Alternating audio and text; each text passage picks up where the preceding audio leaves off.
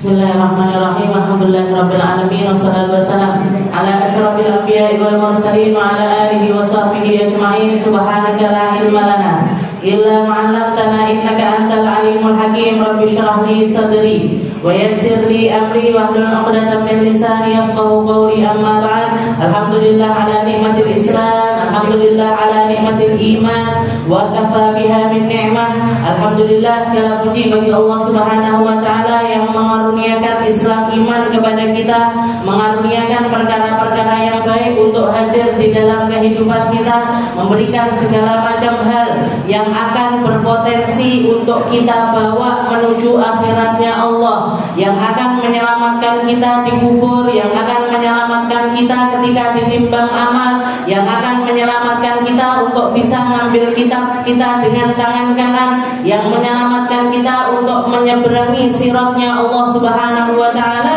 sampai diizinkan untuk masuk ke dalam surganya Allah ta'ala dan mendengar salam langsung dari Allah Subhanahu wa ta'ala seperti yang dikatakan di dalam surat Yasin, salamun qaulan min rabbir rahim, salamun qaulan min rabbir rahim, salamun qaulan min rabbir rahim. Salam sejahtera akan diperuntukkan dari Allah Subhanahu wa ta'ala untuk mereka-mereka yang masuk ke dalam surganya. Mungkin-mungkin telinga kita masuk di dalam golongan yang mendengarnya, mungkin-mungkin kaki kita masuk di dalam kaki yang melangkah untuk menerima panggilannya, mungkin-mungkin seluruh jiwa raga kita masuk di dalam golongan hamba-hamba yang selalu ada di dalam ridhonya Allah Subhanahu wa ta'ala. Allah Subhanahu wa ta'ala mengatakan di dalam Al-Quran, wa man yuti'illah wa rasulahu fa ulaika ma'al ladzina an'amallahu 'alaihim minan nabiyyina was-siddiqina wasyuhada'i was-salihin wa hasuna ulaika rafiqa. Allah Ta'ala mengatakan kalau misalkan kita nyari keindahan dunia, kalau jenengan pengen hidup dengan sebaik-baiknya hidup, kalau kita pengen ada di dalam kumpulan sebaik-baiknya perkumpulan, maka rapatilah, dekatilah, selalulah bersama dengan 4 golongan yang disebutkan oleh Allah Subhanahu wa ta'ala, yaitu an-nabiyyin, para nabi-nabinya Allah, was-siddiqin, orang-orang yang serius nyari jalan menuju Allah, wasyuhada, orang-orang yang mati dalam keadaan syahid, was-salihin, dan juga bersama orang-orang yang soleh. Katanya Allah Ta'ala, wa hasuna ulaika rafiqa, mereka adalah teman sebaik-baik teman, mereka adalah kumpulan sebaik-baik perkumpulan. Bahkan di sini Allah Ta'ala menggunakan kalimat rafiqa. Rafiq itu berduaan, rafiq niku nempel terus, rafiq itu bersama-sama selalu. Jadi di dalam bahasa Arab teman itu ada kalanya disebut dengan nama sahib, sahabat, ada kalanya disebut dengan kalimat rafiq. Kalau sahabat, kalau di Indonesia kita ngomongnya sahabat karib niku kan sahabat yang dekat, gitu.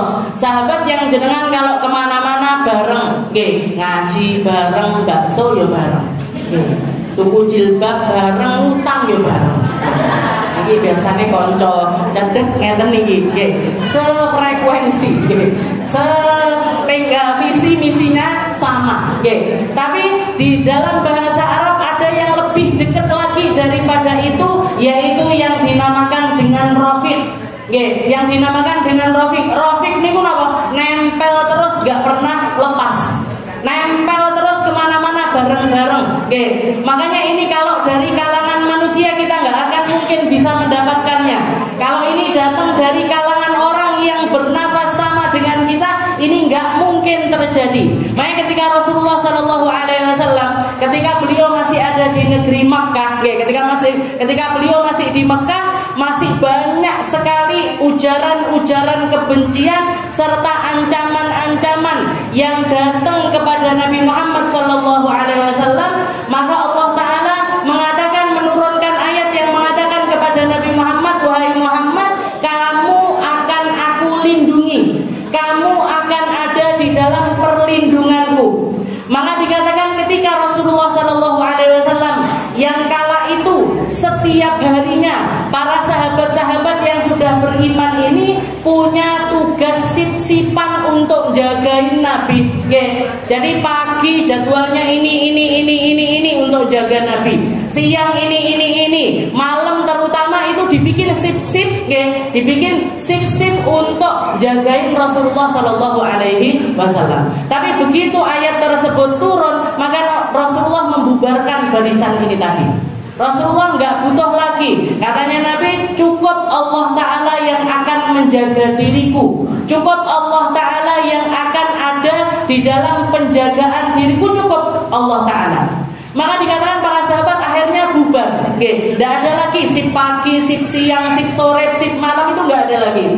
Tapi dikatakan ada salah seorang sahabat yang tetap setiap malam, sepanjang malam itu nunggu di depan pintu rumahnya Rasulullah Shallallahu Alaihi Wasallam. Ditanya sama Nabi, apa kamu nggak percaya dengan firman-Nya Allah? Apa kamu nggak percaya dengan apa yang diturunkan oleh Allah? Apa kamu khawatir tentang penjagaannya Allah Ta'ala kepada diriku? Maka sahabat tersebut mengatakan, la ya Rasul, enggak ya Rasul, saya enggak pernah meragukan apa yang datang dari Allah Ta'ala. Saya enggak pernah meragukan penjagaan Allah Ta'ala kepada dirimu. Kalau sudah Allah Ta'ala yang berjanji untuk menjagamu, maka apa kekuatan seorang manusia untuk menjaga dirimu? Terus kenapa kamu kok tetap jaga di depan pintu? Sahabat tersebut mengatakan, kalau jenengan tengah malam butuh ke kamar mandi, nanti saya yang nganter ya Rasul. Zaman itu zaman kamar mandi tidak ada di dalam rumahku. Jadi kalau mau ke jeding ya harus keluar rumah dulu, nimba air dulu, menteng kain untuk nutupi dan lain sebagainya. Maka katanya beliau, nanti kalau jenengan butuh ke kamar mandi saya yang nganter.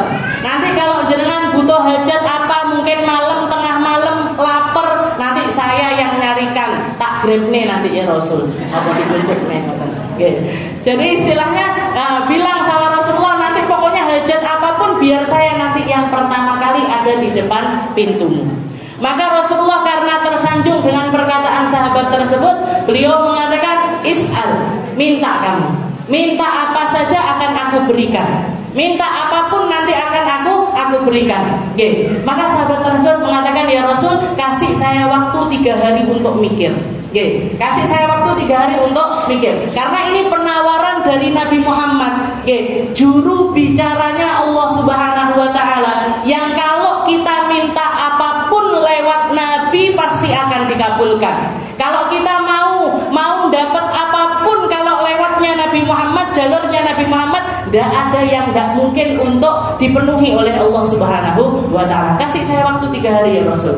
3 hari, sampai hari ketiga ditanya lagi sama Rasul, sudah dapat, mau minta apa?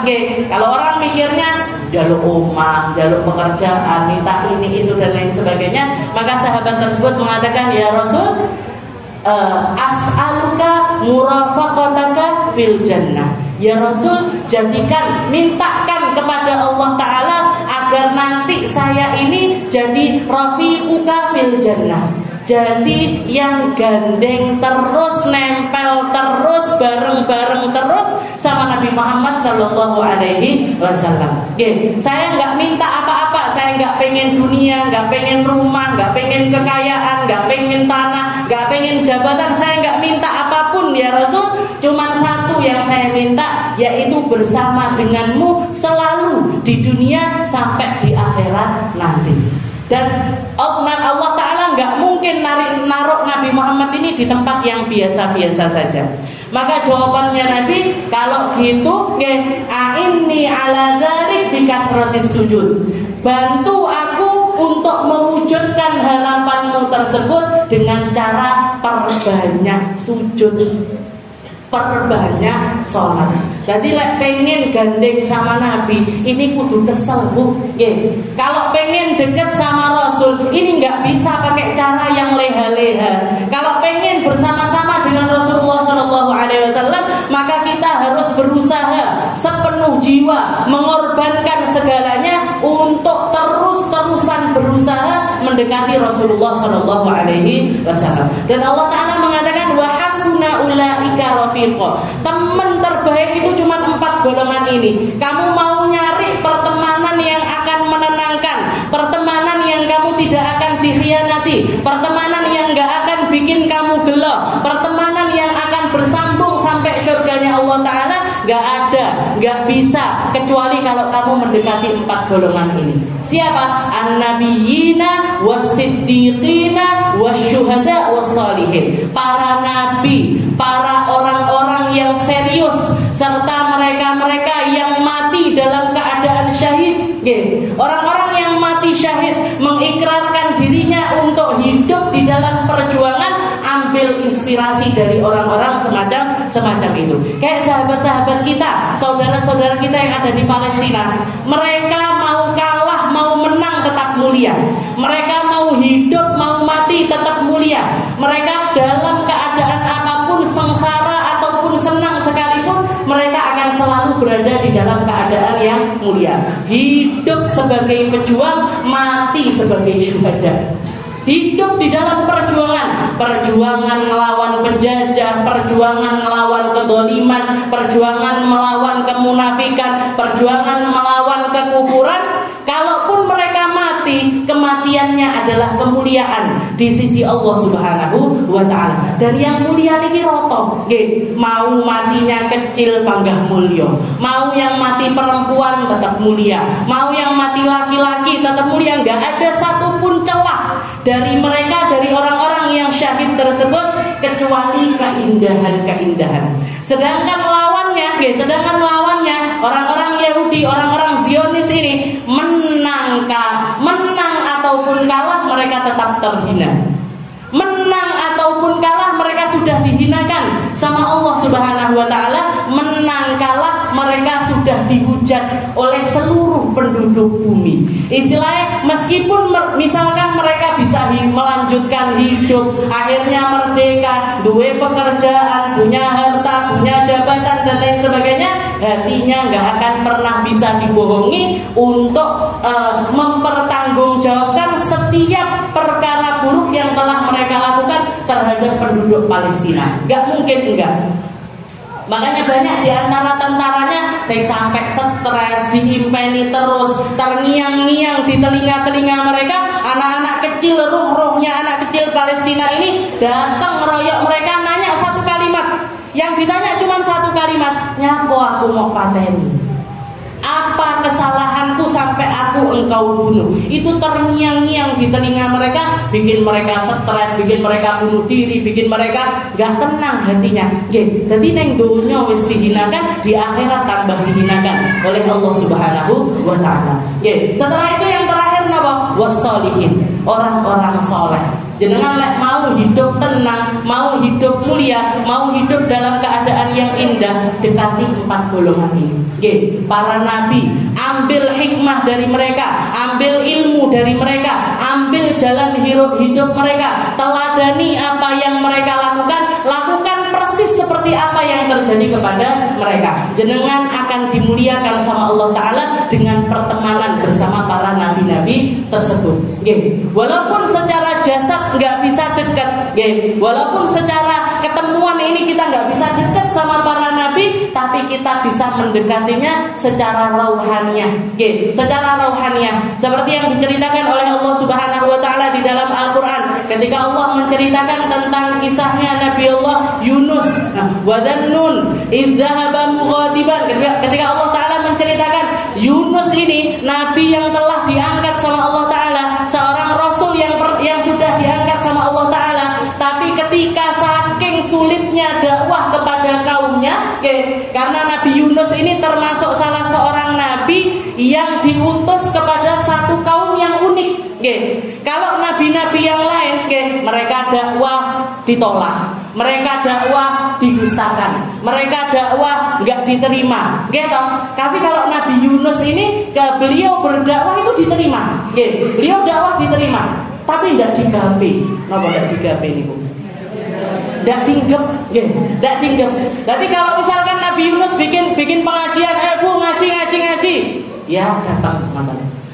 Yuk Bu, ada orang sakit, ayo mengunjungi bareng-bareng. Iya, kunjungi bareng-bareng. Ayo Bu, ada yang kena bencana, ayo ditolong. ya ditolong. Ayo Bu, ada yang meninggal, ayo takziah. Yuk udah takziah. Ayo beriman sama Allah Ta'ala. Toleh menang.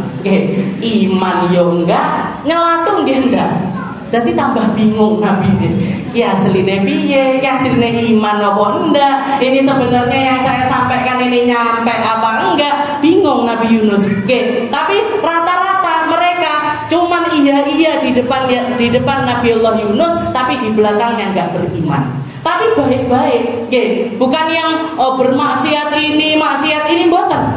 Jadi mereka baik-baik, tapi mboten niku, ndak mau beriman sama Allah Subhanahu wa Ta'ala. Seperti anggapannya orang-orang ateis atau orang-orang yang nggak percaya kepada Tuhan. Yang penting kan saya baik, yang penting kan saya nggak mencuri, yang penting kan saya nggak mendolimi orang, yang penting, tapi nggak mau beriman kepada Allah Subhanahu wa Ta'ala. Sampai putus asa Nabi Allah Yunus. Makanya Allah Ta'ala mengatakan idzhaba mughadiban. Dannun ini, jadi Nabi Yunus ini julukannya Dannun. Seseorang yang pernah dimasukkan sama Allah Ta'ala ke dalam perutnya ikan yang besar sekali. Nama ikannya ini Annun. Duduk Ainun, Annun, Ainun.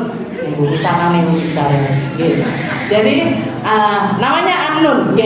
Jadi ikan besar ini tadi Nabi Yunus akhirnya dimasukkan ke dalam perutnya mughadiban karena marah atas perjuangannya yang seakan-akan tidak membuahkan hasil.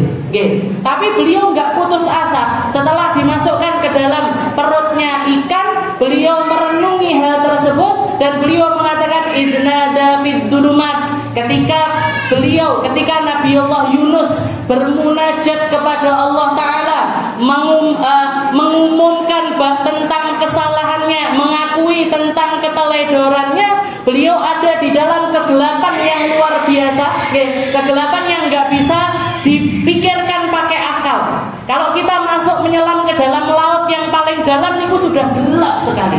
Ini sudahlah di dalam laut paling dasar, di dalam perutnya, rongga perutnya seekor ikan. Gak bisa ngapa-ngapain, bahkan ngelihat ke tangannya sendiri pun gak kelihatan. Dan itu terjadi berminggu-minggu.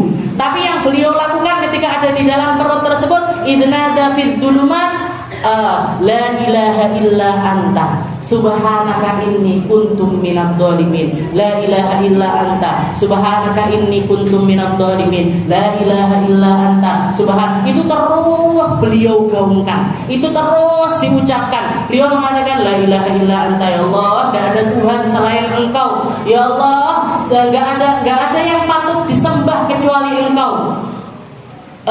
La ilaha illa anta subhanaka inni kuntum minadh dhalimin. Maha suci Engkau ya Rabb, ya Allah. Maha suci Engkau ya Allah yang memberi aku kenabian, yang memberi aku kerasulan, yang memberi aku kesempatan untuk berdakwah, yang memberi aku kesempatan untuk berjuang, yang memberi aku segala macam kesempatan tersebut, tapi ternyata aku memilih kabur darinya. Kuntu minadh dhalimin, saya yang salah ya Allah, saya yang kurang, saya yang gak serius, saya yang harus sadar diri, saya yang harus ada di dalam perenungan, saya yang harus memperbaiki apa yang sekarang ini saya lakukan. Kuntu minadh dhalimin, saya yang salah.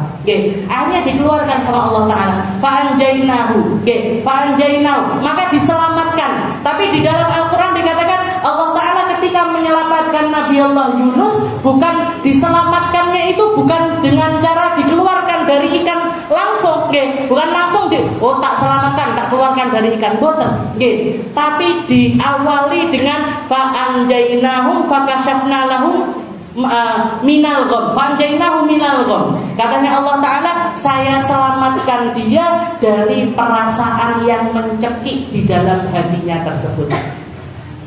Maka ketika sebenarnya kalau misalkan kita ada di dalam kegelapan, entah itu kegelapan yang nyata ataupun kegelapan yang gak nyata, yang gak nyata ini seperti apa? Jenengan yang sumpek karena lingkungannya gak baik, jenengan yang sumpek karena terlilit hutang, jenengan yang sumpek karena terlilit rentenir, jenengan yang sumpek karena anak-anak yang enggak baik, jenengan yang sumpek karena rumah tangganya enggak bener, jenengan yang sumpek karena ekonomi yang menghimpit dan lain sebagainya, macam-macamnya kegelapan itu.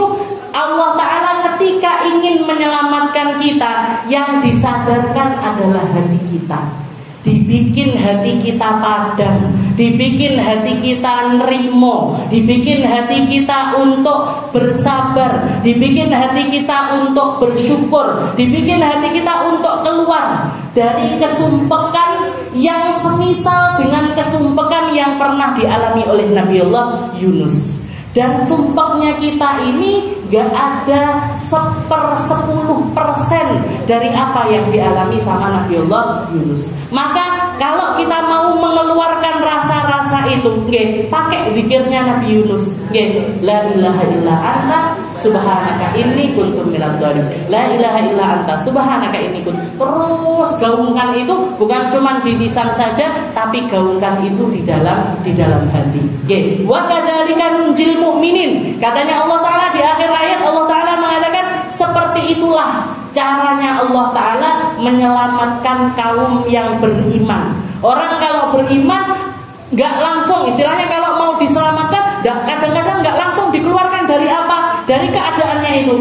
Misalkan dia pekerjaannya masih pekerjaan yang haram, kadang-kadang gak langsung keluar dari pekerjaan itu, tapi hatinya yang dibenahi sama Allah Ta'ala.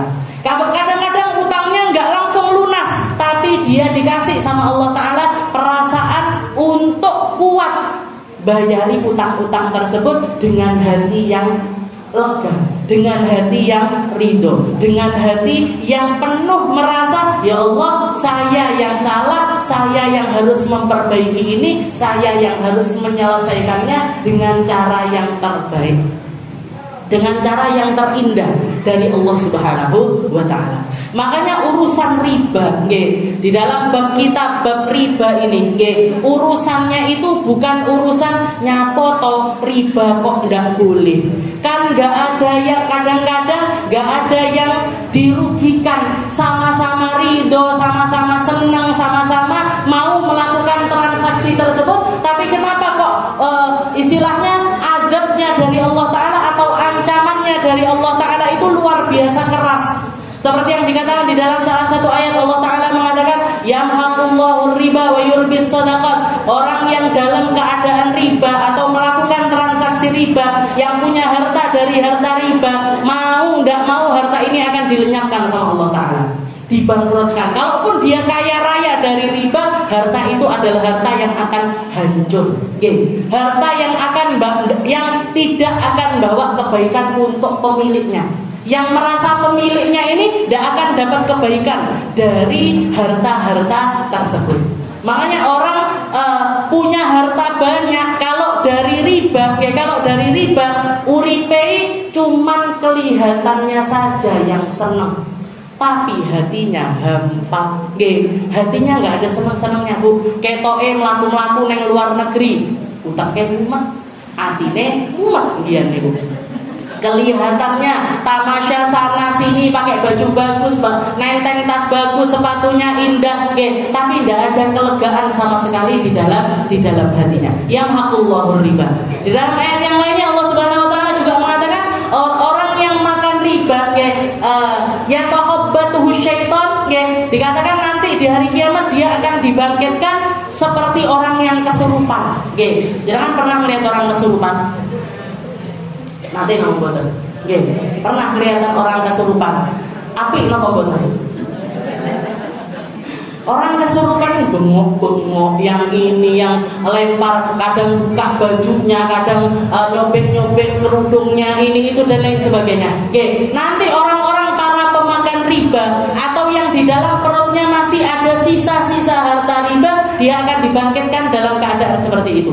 Bingung, bingung harus ngapain, bingung menyelesaikannya bagaimana, bingung ngeluarinnya bagaimana. Mereka akan dibangkitkan yataqabbatuhu syaitanu minal mas, kayak orang yang kesurupan, seperti seseorang yang dalam keadaan kesurupan. Dan kalau kita lihat ayat ini relate dengan keadaannya mereka-mereka yang terjerat hutang riba di dunia.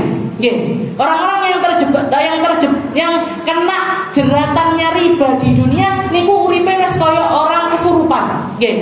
Ben sasi. Iya gini cile piye. Endi sing tak bayar dhisik, Kalaupun misalkan dia yang jadi rentenirnya, yang jadi bosnya, iki kudu sing tak tagih sing neng ndi? Yang mana dulu yang saya tagih?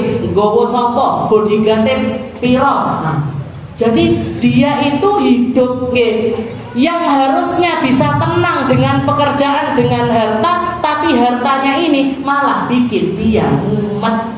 Kenapa? Karena naruh uang di sini 1 juta, engkau balikno sebulan lagi 1.100.000. Yang di sini 2 juta, nanti kembalikan bulan depan 1.200.000. Yang di sini, nah, ini uangnya dia ada di tangannya orang-orang yang gak jelas bakalan bayar apa enggak. Akhirnya sing bayar apa boten kira-kira? Banyakan yang gampang ditagih, nopo banyakan yang sulit ditagih? Banyakan yang sulit, Bu. Moro nagih, gak enek wonge, sesuk moro neh ditagih, gak enek neh. Terus seperti itu. Kerjaannya hari-hari yang harusnya bisa ngaji, yang harusnya bisa bakso, yang harusnya kayak jenengan niku rutinitasnya keliling-keliling sana sini dan lain sebagainya, dia nggak bisa. Hari ini tugasnya ke rumah ini. Hari ini tugasnya ya taqabbalu syaitan nas. Hidupnya di dunia aja sudah kayak orang kesurupan, apalagi di akhirat. Apalagi di sisi di alam akhirat nanti. Jadi keadaannya nggak pernah baik, nggak pernah indah, dunia akhirat. Jadi masalah riba ini bukan cuman tentang kadang-kadang kan orang mikirnya, nyapa toh, wong cuman gini saja, wong cuman transaksi seperti ini kayak yang paling lumrah misalkan setiap kali datang bulan Ramadan, akhir-akhir menjelang Lebaran, banyak bertebaran di jalan-jalan itu orang jualan uang, orang jualan uang baru. Nanti uang 1 juta bayarnya 1.100.000. Beli 500.000 dan ada tambahannya 50.000. Ini kan bertebaran di mana-mana. Orang nganggapnya, alah, cuman transaksi gini aja loh. Alah, cuman gini aja. Toh yang jual juga mau, yang beli juga mau. Toh yang jual ini nganggep barang dagangannya ini barang yang sedang dibutuhkan sama orang-orang karena pengen bagi-bagi THR pakai uang baru. Yang beli juga ridho. Alah, timbangannya antri neng bak, tak beli di sini aja. Tak beli di sini aja, tinggal nambahi 10.000 kah, 20.000 kah, 30. Sepertinya transaksi kecil, sepertinya sesuatu yang remeh, tapi dosanya luar biasa di sisi Allah Subhanahu wa Ta'ala. Sekali transaksi dosanya kayak berzina sama ibunya sendiri. Berapa kali transaksi itu yang dilakukan? Jadi minimalnya dosa riba, paling kecilnya dosa riba itu ketika kita nambahkan 1 rupiah aja dari keuntungan transaksi ribawi, dari transaksi uang ini tadi, kita ambil keuntungan 1 rupiah aja, itu dosanya kayak berzina dengan ibunya sendiri. Kalau perempuan kayak berzina sama bapaknya sendiri. Naudzubillah min dzalik. Niku 1 transaksi, lek 2 transaksi, lek 3 transaksi, kalau 10 transaksi, kalau 100 transaksi, bayangkan dia nggak pernah berzina dan akan mendapatkan azabnya orang berzina nanti di akhirat. Jadi besar sekali dosanya.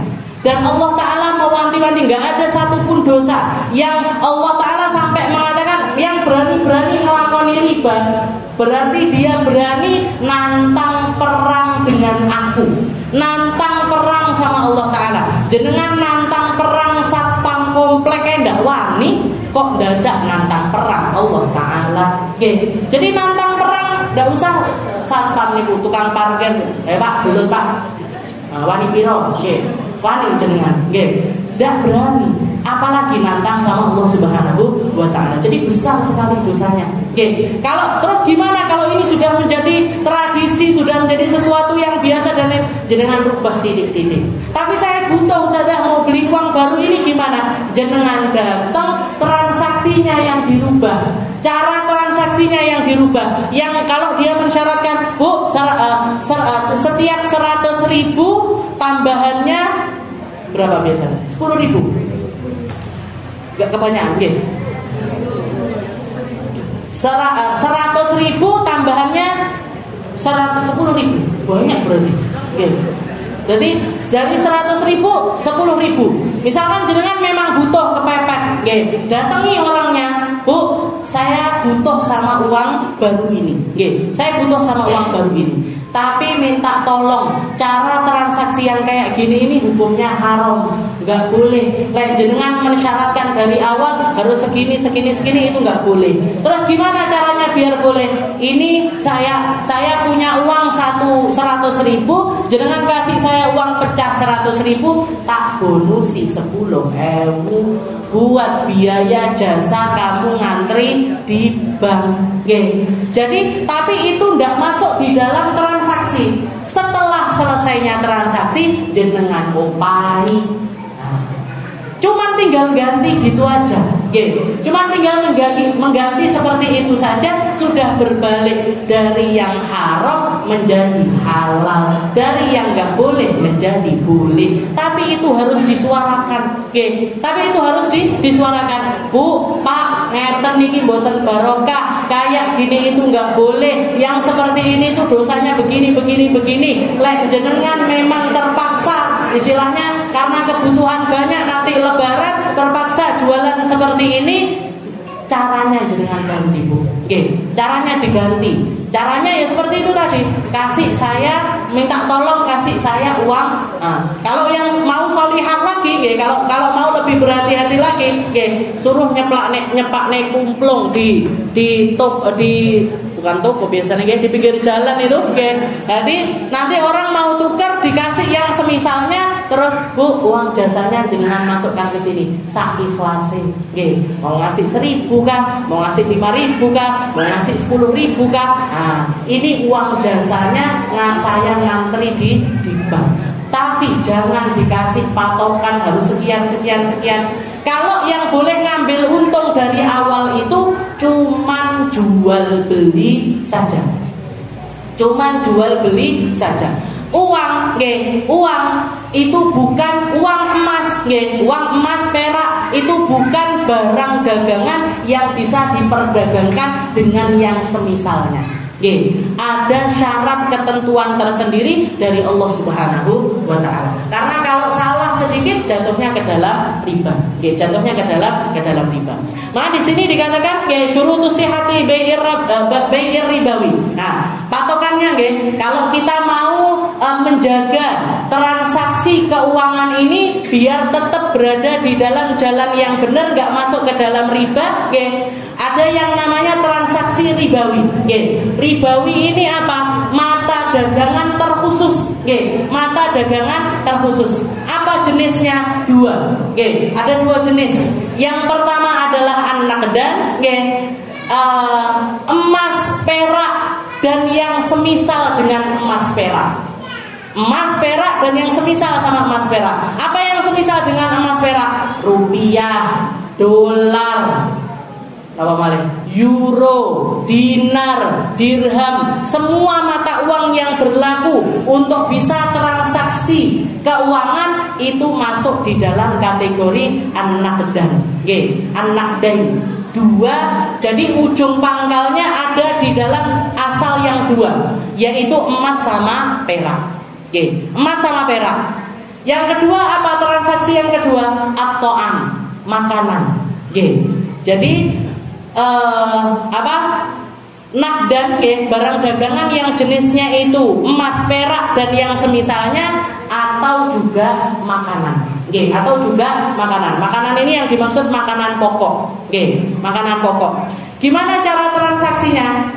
Yang pertama kita bahas tentang an-naqdan ini sendiri. Jadi transaksi tentang uang sama uang, atau emas sama uang, perak sama uang, perak sama uang. Ini dikatakan oleh para ulama, idza takhadatil illah wa ikhtalafal jinis yushtaratu syarton. Katanya para ulama, kalau misalkan jenis ilahnya itu sama, ilah itu apa? Ilah itu alasan alasan dari transaksi keuangan ini terkhusus apa? Karena keadaannya yang berasal dari emas atau perak. Nah, ini ilahnya adalah emas perak. Waktalafatil jenis, tapi berbeda, berbeda jenisnya, berbeda jenisnya. Gimana ini syaratnya apa? 2. Al-hulul wa taqabud. Yang pertama, transaksinya itu harus cash, harus ada di tempat wa taqabud. Dan yang kedua, di majelis tersebut. Jadi kudu cash dan ada di majelis tersebut. Jadi kalau barang dagangannya alasan perdagangannya sama tapi jenisnya berbeda, syaratnya cuma 2, yaitu al-hulul wa taqabud. Cash, transaksinya itu nggak kredit, nggak nanti, nggak besok dan lain sebagainya. Dan yang kedua adalah at-taqabud. Taqabud niku ngeten sebenarnya. Jadi di tempat itu terjadi transaksi. Contohnya seperti apa? Contohnya kayak misalkan saya nukerkan rupiah dengan dolar. Rupiah sama dolar. Saya nukerkan rupiah sama dolar. Ini sama-sama uang, sama-sama uang. Tapi ilahnya sama, ilahnya sama, tapi jenisnya berbeda. Ilahnya sama, tapi jenisnya itu berbeda. Maka syaratnya cuma 2, yaitu cash dan juga ada di tempat. Nggak harus sama, istilahnya nggak harus sama mumatsalah, wazennya atau harganya, nggak harus sama harganya. Makanya jangan kalau ke money changer, kalau ke tempat penukaran uang asing itu kadang di money changer ini harganya sekian, money changer ini harganya sekian, money changer ini harganya sekian, beda-beda. Nah, gimana ini kalau kita transaksi? Di sini saya dapatnya 1 real 14.000, di sini 14.500, di sini 15.000. Gimana hukumnya transaksi ini tadi? Sah. Yang di sini sah, yang di sini juga sah, yang di sini juga sah. Yang penting apa? Transaksinya ini uang rupiah saya, ini dolarnya. Di tempat, di saat itu juga. Nggak ada nanti, nggak ada besok. Kalau ada nantinya, ada besoknya, nanti masuk di dalam kategori salah satu dari 2 riba. Ada yang namanya riba liyat, wa riban nasi'ah. Riba liyat ini apa? Riba liyat ini apa? Riba yang transaksinya itu enggak di tempat. Kayak misalkan saya mau nuker rupiah diganti dengan dolar. Pak, mana dolarnya dulu? Mana dolarnya dulu tak ambil? Saya punya uang rupiah tapi masih di joknya motor. Uang rupiah saya ada di joknya motor. Nanti mana dolarnya dulu? Nanti tak ambilkan, baru setelah itu saya berikan. Ini masuknya ke dalam riba ya. Masuknya ke dalam riba ya. Kalau riba nasi'ah ini gimana? Pak, mana dolarnya dulu? Pak, mana dolarnya dulu? Besok tak antarkan rupiahnya. Besok tak antarkan rupiahnya. Masuk ke dalam riba yang namanya riba an-nasi'ah. Riba nasi'ah. Jadi ketika ilahnya berbeda, dan tapi jenisnya ketika ilahnya sama tapi jenisnya itu berbeda, syaratnya cuma 2, yaitu hulul wa taqabud. Halal cash dan juga adanya transaksi di tempat. Adanya transaksi di tempat. Itu untuk yang sama jenisnya tapi berbeda, sama ilahnya tapi berbeda jenisnya. Paham gitu? Kok koyok bingung? Saya kasih contoh satu lagi. Jenengan beli emas, jenengan beli emas. Bakule jualan emas, kita bawa uangnya. Kita punya uangnya. Bu, saya mau beli emas. Berapa? Milih, dapat emas yang model ini sudah cocok, ditimbang beratnya 1 gram. Misalkan ditimbang beratnya 1 gram. Setelah itu dikatakan ketika mau transaksi kita mengatakan, Bu, ini emas ini saya ambil, saya beli. Mana emasnya? Ini emasnya. uang saya ada di jok, uang saya ada di jok, tak ambil dulu, baru setelah itu saya serahkan. Tapi emasnya kasihkan dulu. Nah, emasnya kasihkan dulu. Nah, ini namanya apa? Namanya riba ya. Riba karena tidak ada transaksi di tempat. Atau masuk ke dalam riba nasiah, kalau kita mengatakan, Bu, ini emas 1 gram ini saya bawa dulu ya, besok tak kirimkan, atau nanti saya transfer, nanti saya transfer, maka di sini masuknya ke dalam riba an-nasiah. Kalau misalkan transfer tapi di tempat, apa bisa caranya? Bisa, jenengan gesek. Jadi ini emasnya jenengan gesek, harganya misalkan 950.000, gesek 900.000, 950.000 masuk ke rekeningnya dia, emasnya diambil. Di sini tidak ada yang selamat dari yang namanya transaksi riba. Jadi kalau ilahnya sama, tapi beda jenis, syaratnya cuma 2. Tapi kalau misalkan ilahnya sama, jenisnya juga sama, ilahnya sama, jenisnya juga sama, maka syaratnya ditambah 1. Dari 2 syarat tersebut ditambah lagi dengan 1 syarat, yaitu al-mumatsalah, harus sama timbangannya. Harus sama timbangannya. Harus sama timbangannya. Baru hukumnya adalah sah. Kayak gimana cara yang sama itu gimana? Kayak itu tadi, di pinggir jalan jenengan nuker rupiah diganti dengan rupiah.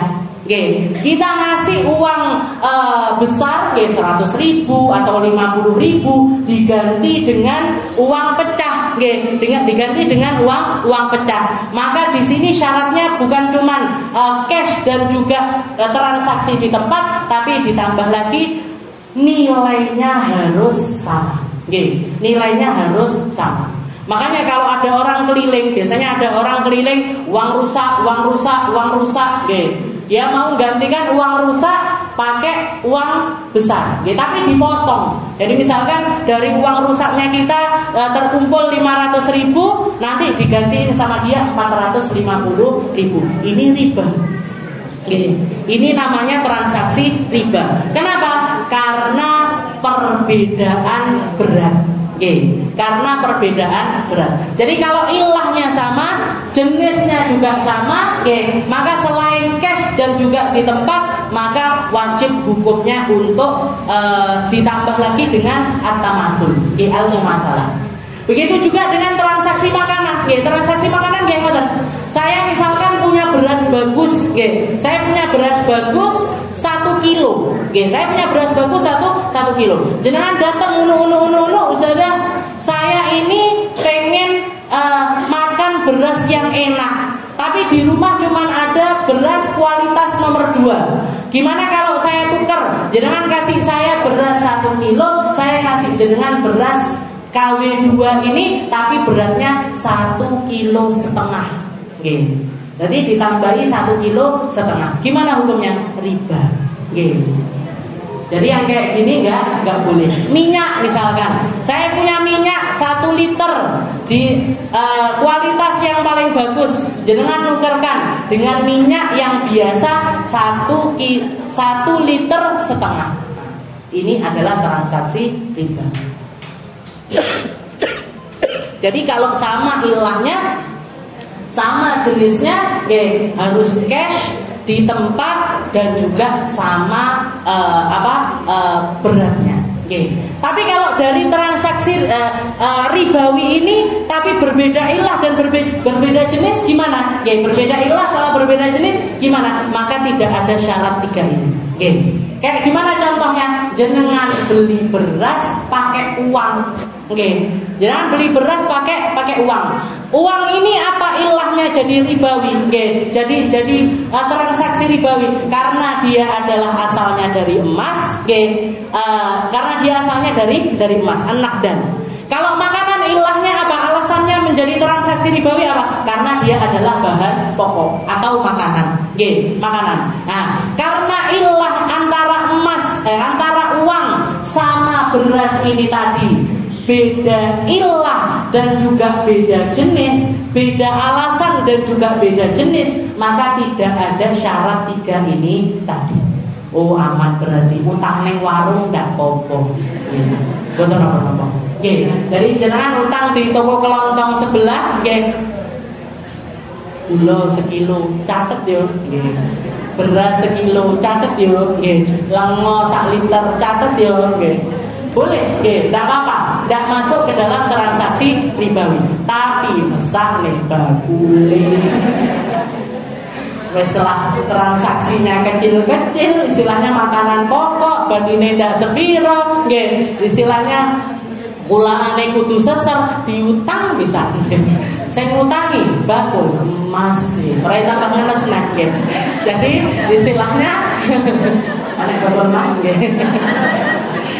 Jadi kalau berbeda ilah, berbeda jenis, nggak ada masalah di situ. Nggak ada masalah. Jadi nggak harus cash, nggak harus utang boleh, kredit boleh, dibayar nanti juga boleh dan transaksinya tetap sah. Tapi kalau masuk di dalam kategori benda-benda tadi, anak dan ataupun juga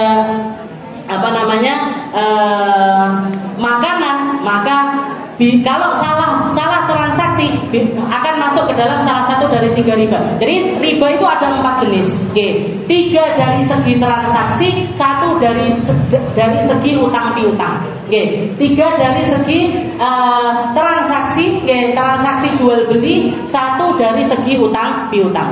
Yang 3 ini apa? Ribaliyah, riban nasi'ah, 1 lagi namanya ribal fadl. Apa itu ribal fadl? Itu tadi, kalau berat timbangannya ini nggak sama. Jadi beras sekilo diganti dengan beras 1,5 kilo. Nah, ini namanya masuk ke dalam kategori riba. Tapi jenis riba apa ini? Namanya ribal fadl, riba kelebihan.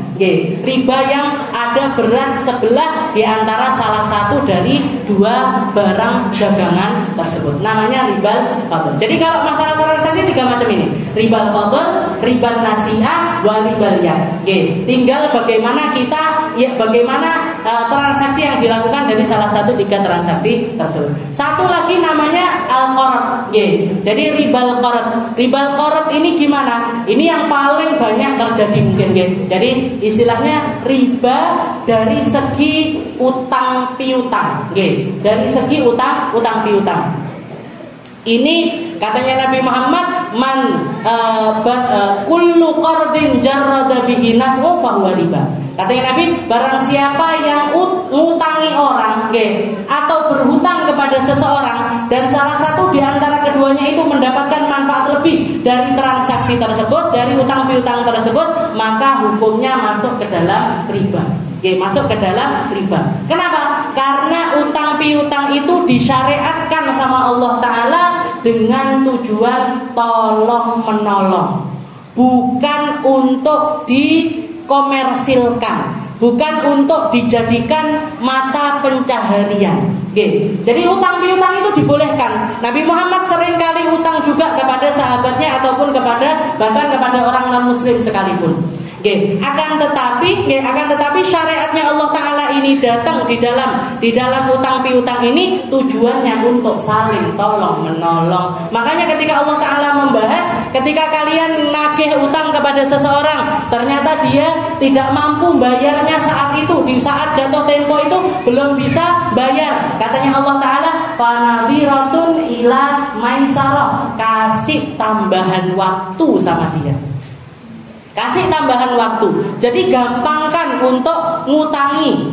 Kalau kamu mau ngutangi, gampangkan untuk ngutangi. Urung iso tambahi waktuna. Urung iso neh tambahi neh. Urung iso neh tambahi neh. Tak angel banget jenengan bebaskan. Niki pahalanya besar. Kalau nggak mau seperti itu, nggak usah ngutangi, Bu. Kalau jenengan nggak mau ngutangi orang dengan niatan menolong, mendingan nggak usah ngutangi sekalian. Saya punya prinsip, kalau misalkan ada orang datang ngutang, kalau ada orang datang ngutang dan kita merasa berat, wong iki lek ditagih mesti angel. Orang ini omongannya nggak bisa dipegang. Dia kalau diutangi malah kita yang seakan-akan utang sama dia. luwih kereng timbang sing ngutang. Nggih. Ini tipe spesies baru nih. Tukang ngutang tapi luwih kereng dari yang ngutang. Oke, ini model baru sekarang ini banyak keluar. Oke, jangan kudu hati-hati ketemu sama orang seperti ini. Gimana kalau ngadepi orang yang seperti itu? Dia ngomong misalkan, saya mau ngutang, berapa utang? Mau ngutang berapa? 5 juta. Oke, mau ngutang 5 juta. Terus kita nggak ada harapan. Nah, malah seperti kita yang kayak orang bodoh. Kayak kita yang dibodoh-bodohi sama orang tersebut. Awak muda tak utangi, nyoh tak ewangi. Ini tak pinjemi. Berapa pinjeminya berapa? 100.000. 100.000. Kalau kuatnya 100.000 nolong 100.000. Kuatnya 200.000, 200.000. Kuatnya 1 juta, kasih 1 juta. Kuatnya 2 juta, kasih 2 juta. Monggo, terserah kita. Nah, tapi di dalam hati wes merasa di sini saya nolong, bukan ngutangi orang tersebut. Karena kalau ngutangi, kita punya kewajiban lain yaitu nagih. Jadi nagih utang niku wajib. Nagih utang niku wajib. Kalau ada orang ngutang sama kita, wajib diingatkan. Walaupun kecil. Awakmu kae tak nenggone bakul bakso jereke tak bayar nase kok tak bayar. Bayar nase kok tak bayar. Mana sekarang 10.000. Niku wajib, Bu. Nggih. Niku wajib. Jadi jangan sungkan-sungkan. 10.000 wae kok malah sekali 10.000, sesuk 10.000 neh, sesuk neh 10.000 neh. Oke, enggak beres-beres akhirnya. Jadi kalau misalkan kita ngutangin sama orang, kita punya kewajiban untuk nagih. Oke, wajib hukumnya untuk nagih. Kalau memang kita nggak pengen nagih lagi, katakan kepada dia, wes tak ikhlas nih. Sudah saya bebaskan, sudah saya lepaskan kamu dari hakmu untuk membayar hutang yang ada pada diri. Harus gitu. Biar apa? Biar orang nggak seenaknya. Jenengan sendiri akan jadi orang yang terhormat. Jenengan sendiri akan jadi orang yang nggak diombang-ambingkan, nggak dimanfaatkan sama orang-orang yang seperti itu. Karena orang kadang-kadang yang saya banyak temukan, orang-orang yang berpunya itu dimanfaatkan sama orang-orang sekitarnya. Lah udah rono enek wong kuwi mesti dibayari. Enek nang kono, enek wong kuwi mesti dibayari. Mesti. Nah, akhirnya rono melo. Jadi istilahnya biar kita sendiri, biar orang yang nggak enakan ini tadi juga akan menjadi seseorang yang terhormat, nggak dimanfaatkan sama orang-orang yang ada di sekitarnya. Syariatnya Allah Ta'ala itu luar biasa. Jadi ketika kita ngomong iya, kita iya. Ketika kita ngomong enggak, kita enggak. Tegas. Nah, jadi namanya ribal qarad. Jadi utang piutang itu asal dasar hukumnya adalah untuk saling menolong. Saling menolong. Jadi bahkan ayat terpanjang di dalam Al-Quran itu bukan bahas tentang sholat, bukan bahas tentang puasa, tapi bahas tentang utang piutang. Ya ayyuhalladzina amanu idza tadayantum bidainin ila ajalin musamma faktubu. Katanya Allah Ta'ala, kalau kamu melakukan transaksi utang piutang kepada seseorang yang ada di ajal tertentu, atau kamu tentukan temponya sampai batas waktu kapan, maka tuliskan. Kalau nggak kamu tulis, kamu nggak punya bukti, kamu nggak punya istilahnya kekuatan untuk nagih hal tersebut, jangan salahkan kalau yang utang ini tadi lari dari utangnya. Berarti kudu dicatat. Nah, kalau jangan sering orang digitukan sama orang, tuku bakso, aku bayaran nosek, jangan tulis. Tanggal sekian, bulan sekian, jam sekian, gue bakul bakso iki 10.000. Besok lagi, kalau perlu tanda tangan. Besok lagi yang tanda tangan lagi. Di total 100.000 bayaran sekarang. Pak, ini perintahnya Allah Ta'ala. Ada yang tumbidainin ila ajalin musamma faktubu. Kalau kamu bikin transaksi hutang piutang dengan seseorang yang ada tenggat waktunya, tulis. Tuliskan. Kalau besar, datangkan saksi. Datangkan saksi yang menyaksikan pakai stempel, pakai materai, pakai seperti itu, biar apa? Biar yang utang ini tahu kalau dia itu utang dan itu menjadi tanggungannya. Yang kalau dia mati bawa utang tersebut, bahkan Nabi Muhammad gak mau nyolati orang semacam ini. Gak mau nyolati orang yang masih punya utang ketika dia meninggal dunia. Jadi gak disepelekan. Ini ayat terpanjang karena faktuhu fa'ilam. Kalau kamu gak bisa istilahnya gak bisa datangkan saksi 2 orang, maka gantinya sekian orang laki-laki. Panjang sekali. 1 lembar itu full, gak ada wakofnya, gak ada wakof bundere sampai akhir ayat. Di surat Al-Baqarah kalau mau lihat, niku kalau nggak salah lembaran terakhir di juz 2. Jadi 1 lembar terakhir sebelum juz 3, niku itu bahas tentang ayat utang piutang. Kenapa? Karena kalau seseorang itu ngambil untung walaupun cuma sedikit. Imam Abu Hanifah itu diceritakan, beliau itu ketika punya ada seseorang utang sama beliau. Imam Abu Hanifah itu muridnya Imam Syafi'i. Beliau ketika ada seseorang hutang sama beliau, hutang, maka ketika jatuh tempo beliau nagih ke rumahnya orang ini tadi. Tapi ketika nagih beliau nggak mau ngetok pintu pas di depan pintu. Jadi teriak-teriak dari jalan, teriak-teriak dari pagar rumahnya orang tersebut. Ditanya sama orang-orang, wahai imam, kenapa kok nagihnya dari jauh? Kenapa kok nggak masuk ke terasan rumah orang tersebut? Katanya beliau, aku takut kalau misalkan saya masuk di teras rumahnya itu ada naungan, ada kayak balkon, ada kayak iup-iupan. Saya nanti ngiup di situ, berarti saya ngambil manfaat dari orang tersebut. Akhirnya saya masuk di dalam kategori orang yang melakukan riba. Ngambil manfaat sekecil apapun dari hutang tersebut, maka hukumnya adalah riba. Misalkan ada orang hutang 100 ribu, hutang sama kita 100 ribu, yo tak sili, saya pinjemi, tapi pijetono di sini. Ini pijetnya ini riba, pijetnya ini tadi riba. Saya utangin dong, saya utang dong 500 ribu, tapi sandal yang teras rumahku ditotok nih di sini. Ini riba. Jadi bahkan sesuatu yang nggak bernilai uang sekalipun, maka ini masuk jatuhnya hukumnya adalah riba. Saking hati-hatinya Imam Abu Hanifah sampai sekedar naungan, sekedar iup-iupan dia. Padahal orang sekarang kalau ngutangi, apalagi rentenir itu wonten saya pakai adab seperti ini. Ada yang sampai seperti ini. Gak ada, didobrak rumahnya, dipaksa untuk keluar, kadang dipukuli, kadang diancam ini, diancam itu, dipermalukan. Yang online pun seperti itu. Aib-aibnya disebarkan, orang ini utang sekian. Apa? Kok di online itu pinjol niku sampai banyak orang makan korban banyak sekali. Kenapa? Karena kebodohannya sendiri, karena nggak ngertinya dia dengan syariatnya Allah Subhanahu wa Ta'ala. Mungkin sama Allah Ta'ala dirubah keadaan kita, mungkin dipahamkan kita, diistiqomahkan kita, dikasih keberkahan di dalam harta kita, dikasih keberkahan dari setiap transaksi yang kita laksanakan, dikasih barokahnya dunia sampai akhirat nanti. Ala hadhihi niyyah wa ala niyatin salihah wa ila hadratin Nabi Muhammad sallallahu alaihi wasallam bisirril Fatiha.